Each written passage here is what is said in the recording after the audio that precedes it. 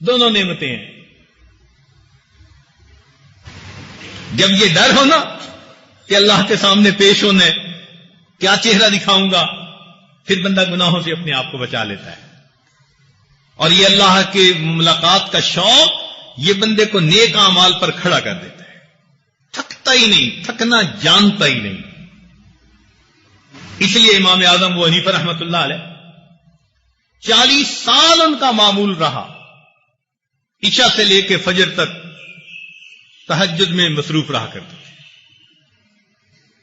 رمضان مبارک آتا تھا، ایک مہینے میں 63 قرآن مجید کی تلاوت کیا کرتے تھے. ایک قرآن مجید دن میں، ایک رات میں، 30 ضرب 2 60 اور 3 قرآن مجید تراویح کی نماز میں. تو 63 قرآن مجید رمضان مبارک میں پڑھا کرتے. جیسے پیاسے بندے کو شربت دے دیا جائے نا بادام کا، تو رغبت اور شوق کے ساتھ گھونٹ بھرتا ہے اور ہر گھونٹ کو انجوائے کرتا ہے. اللہ والے جب قرآن پڑھتے ہیں وہ قرآن کے ایک ایک لفظ کو پڑھتے ہوئے یوں انجوائے کر رہے ہوتے. امام راضی رحمۃ اللہ علیہ فرماتے تھے، اے اللہ، دن اچھا نہیں لگتا مگر تیری یاد کے ساتھ، رات اچھی نہیں لگتی مگر تجھ سے راز و نیاز کے ساتھ.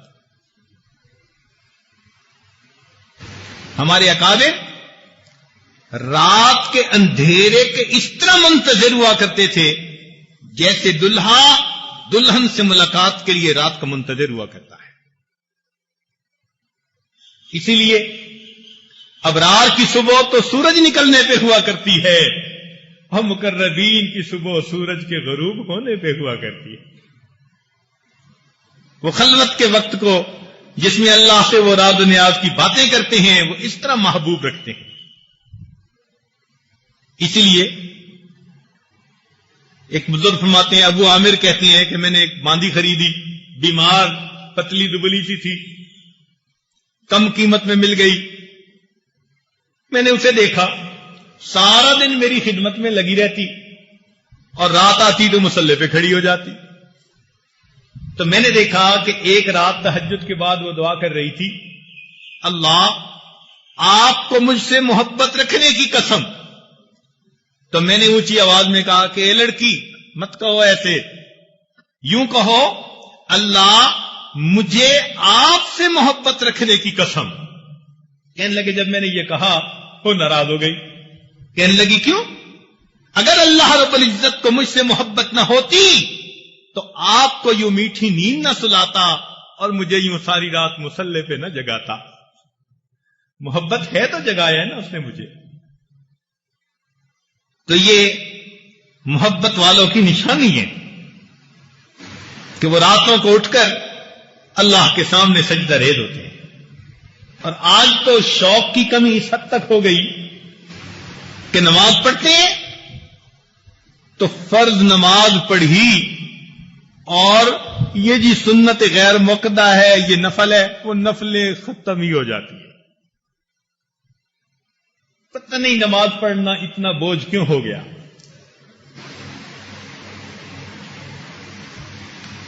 جب بھی موقع ملے نفلیں ضرور پڑھیے. کیا پتا کس زمین پر کیا ہوا سجدہ میرے مالک کو پسند آ جائے.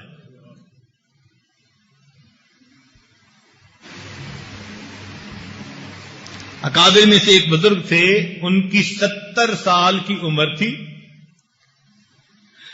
اور وہ روزانہ 70 طواف کرتے تھے. 70 طواف کا کیا مطلب؟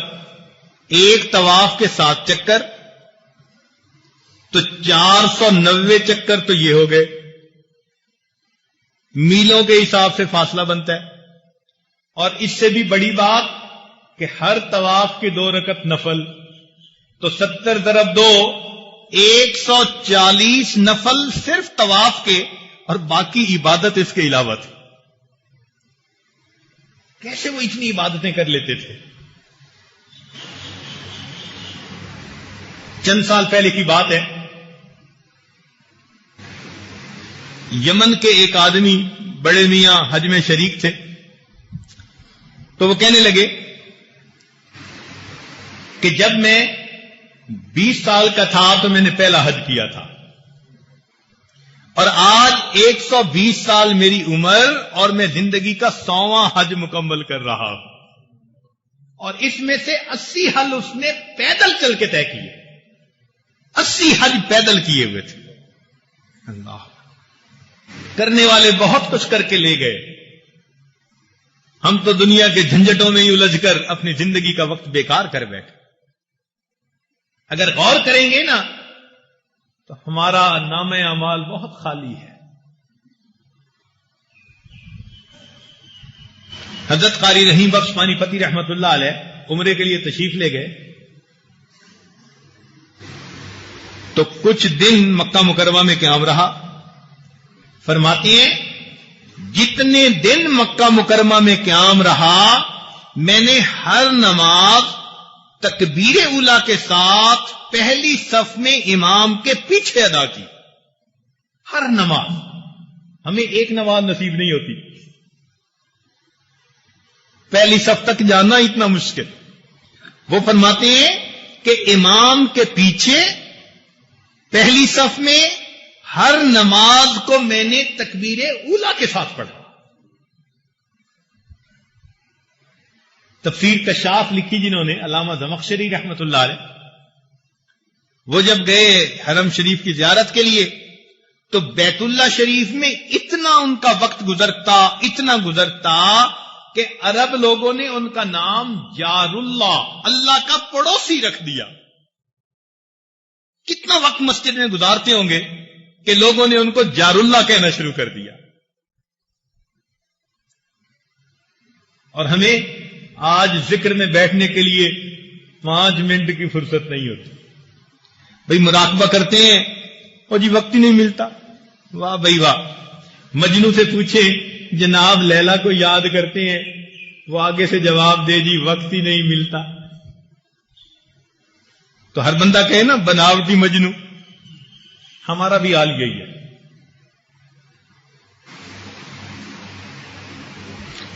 ہمارے حضرت مرشد عالم رحمت اللہ علیہ فرماتے ہیں کہ میں نے ایک مرتبہ بیت اللہ شریف کے سامنے مطاف میں بیٹھ کر پورے قرآن پاک کی تلاوت اس طرح کی کہ ایک آیت پڑھتا، اور اگر وہ خوشخبری والی آیت ہے تو میں جنت کی دعا مانگتا، اور اگر وعید کی آیت ہے تو جہنم سے پناہ مانگتا۔ ایک ایک آیت پر دعا مانگتے مانگتے میں نے الف لام میم سے لے کر والناس تک پورا قرآن بیت اللہ کے سامنے بیٹھ کر اس طرح پڑھا۔ پھر تمنا بھی دل میں ہوتی ہے، پھر بندہ سوچتا بھی ہے میں اپنے رب کو کیسے منا سکتا ہوں، پھر آنکھوں سے جھڑی بھی لگ جاتی ہے۔ جی ہاں،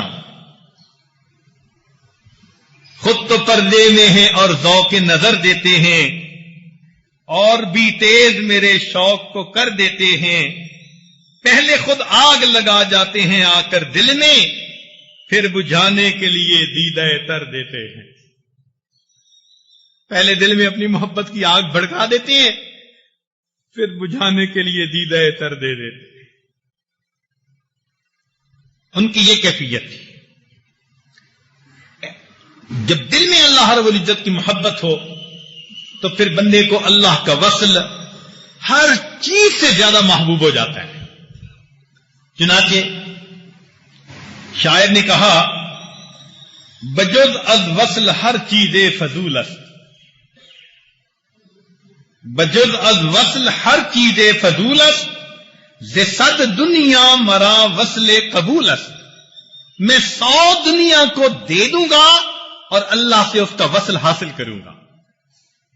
بجز از وصل ہر چیز فضول است، ز صد دنیا مرا وصل قبول است، زمن پرسی دخول جنت چیز۔ اگر مجھ سے کوئی پوچھے کہ جنت میں داخل ہونا کیا ہے، وصال دوست در جنت دخول است، تو دوست کی ملاقات جنت میں داخل ہونے کا دوسرا نام ہے۔ اللہ رب العزت کی ملاقات حقیقت میں جنت میں داخلے کا مقصود ہی یہی ہے۔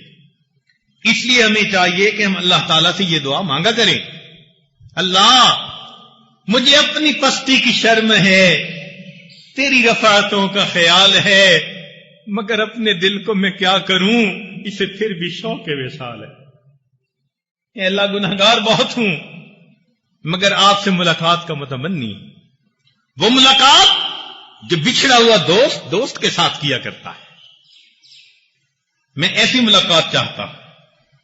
اور واقعی ایسے ہوگا، حدیث پاک میں آتے ہیں کہ مومن بندہ جب فوت ہوتا ہے اور قبر میں پہنچتا ہے تو اللہ تعالیٰ فرشتوں سے فرماتے ہیں میرا یہ بندہ دنیا سے تھکا ماندہ آیا ہے۔ سبحان اللہ، جنہوں نے دنیا میں مجاہدے کیے ہوں گے، راتیں جاگ کر اللہ کے لیے گزاری ہوں گی، دین کے لیے اپنے جسم کو خوب تھکایا ہوگا، وہ جب قبر میں پہنچیں گے تو فرشتے آ کر کہیں گے، اللہ تعالیٰ کا فرمان ہوگا ان فرشتوں کے لیے کہ یہ میرا بندہ دنیا سے تھکا ماندہ آیا ہے، اس کو کہو نم کا نومت العروس، اب تو دلہن کی نیند سو جا۔ عروس دلہن کو کہتے ہیں، تو دلہن کا نام لیا جائے گا کہ دلہن کی نیند سو جا۔ اب یہاں محدثین نے ایک بحث لکھی، وہ فرماتے ہیں کہ یوں بھی کہہ سکتے تھے کہ میٹھی نیند سو جا، پرسکون نیند سو جا، آرام کی نیند سو جا، مگر کہا گیا نہیں، دلہن کی نیند سو جا۔